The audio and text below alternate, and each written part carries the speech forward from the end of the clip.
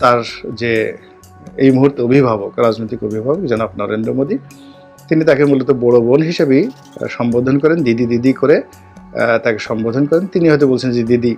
এত তাড়াহুড়ার দরকার কি, আপনি আছেন, ভালোই তো আছেন, আমাদেরকে একটু গুছিয়ে নিতে দিন, সীমান্তে আমরা চাপ দিচ্ছি, বিভিন্ন রকম আন্তর্জাতিক লবিংয়ে আমরা কাজ করছি, আপনার বাবাও তো 9 মাস পাকিস্তানে কারাগারে ছিল, আপনি মাস 9 থাকেন না, 9 মাস তো কোনো সমস্যা না, আপনার মাশাল্লাহ শরীরও ভালো আছে, নিরোগ দেহ, আপনার তো কোনো সমস্যা হচ্ছে না, কাজেই অপেক্ষা করেন, দেখি আমরা কি করতে পারি। সেই রীতিমতো চ্যালেঞ্জ জানিয়ে 111-এর সময় ইংল্যান্ড থেকে ঢাকাতে এসেছিলেন এবং তিনি গ্রেপ্তার বরণ করেছেন, কিন্তু কোনো অবস্থাতেই দেশ ছেড়ে যে তিনি বাইরে গিয়েছিলেন সেই বাইরে তিনি থাকেননি। তারপর এখন দেখেন যে অবস্থাতে সেই 111-এর আগের, সে 111-এর পরের ঘটনায় ঘটেছে, তিনি পালিয়ে গেছেন, হেলিকপ্টার করে চলে গেছেন, যেটা শুনতে পাচ্ছি যে তিনি যেতে চাননি। তারপরে যেটা শুনতে পাচ্ছি যে জেনারেল ওয়াকার যখন ক্যান্টনমেন্টে সেই রাজনীতিবিদদের সাথে বৈঠক করছিলেন, তখন কিন্তু তিনি যখন চলে যান, তখন তার কাছে খবর ছিল না যে শেখ হাসিনা চলে যাচ্ছেন। তো বোঝার চেষ্টা করেন যে there is a huge gap, অর্থাৎ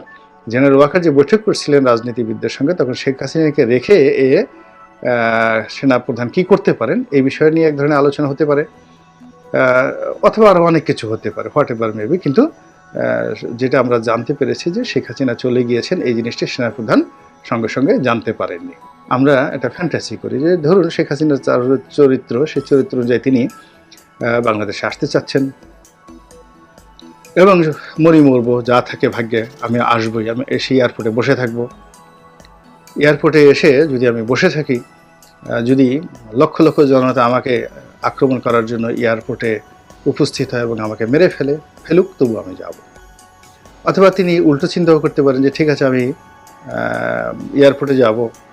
যখন আমি এয়ারপোর্টে যাব, আওয়ামী লীগেরও তো লক্ষ লক্ষ নেতাকর্মী আছে, তারা যদি বের হয়ে আসে এবং আওয়ামী লীগের নেতাকর্মী যদি রাস্তায় বের হয়ে আসে, তাহলে এই 1 মাসে দেখা যাচ্ছে যে পরিবেশ এবং পরিস্থিতির সৃষ্টি হয়েছে, সেক্ষেত্রে তাকে আইনি প্রোটেকশন দেওয়া, নিরাপত্তা দেওয়া, এটি রাষ্ট্রীয় বাহিনীগুলোর জন্য, রাষ্ট্রের অস্তিত্বের জন্য, এমনকি ডক্টর ইউনূসের জন্য গুরুত্বপূর্ণ হয়ে পড়বে। এবং তিনি কোনো মতে যদি এয়ারপোর্ট থেকে বের হয়ে জেলখানাতেও যান, সরকারের জিম্মাতে যান, তাহলেও তার রাজনীতি এবং তার দলের রাজনীতি এটি এস্টাবলিশড হয়ে যাবে। এবং এটি এই মুহূর্তে যে ব্যাক ফুটেজ আছে, বা তাকে যে ধরনের গালাগাল দেওয়া হচ্ছে যে তিনি মহিলা, বাংলাদেশ থেকে পালিয়ে গেছেন, সেই জিনিসগুলো মুহূর্তের মধ্যে রিভার্স হয়ে যাবে। কাজে এইগুলো চিন্তা ভাবনা করে তিনি পাগলামো করছেন যে তিনি বাংলাদেশে আসবেন। আর তার যে এই মুহূর্তে অভিভাবক, রাজনৈতিক অভিভাবক জনাব নরেন্দ্র মোদী, তিনি তাকে মূলত বড় বোন হিসেবেই সম্বোধন করেন, দিদি দিদি করে তাকে সম্বোধন করেন। তিনি হয়তো বলছেন যে, দিদি এত তাড়াহুড়ার দরকার কি, আপনি আছেন, ভালোই তো আছেন, আমাদেরকে একটু গুছিয়ে নিতে দিন, সীমান্তে আমরা চাপ দিচ্ছি, বিভিন্ন রকম আন্তর্জাতিক লবিংয়ে আমরা কাজ করছি, আপনার বাবাও তো 9 মাস পাকিস্তানে কারাগারে ছিল, আপনি মাস 9 থাকেন না, 9 মাস তো কোনো সমস্যা না, আপনার মাশাল্লাহ শরীরও ভালো আছে, নিরোগ দেহ, আপনার তো কোনো সমস্যা হচ্ছে না, কাজেই অপেক্ষা করেন, দেখি আমরা কি করতে পারি।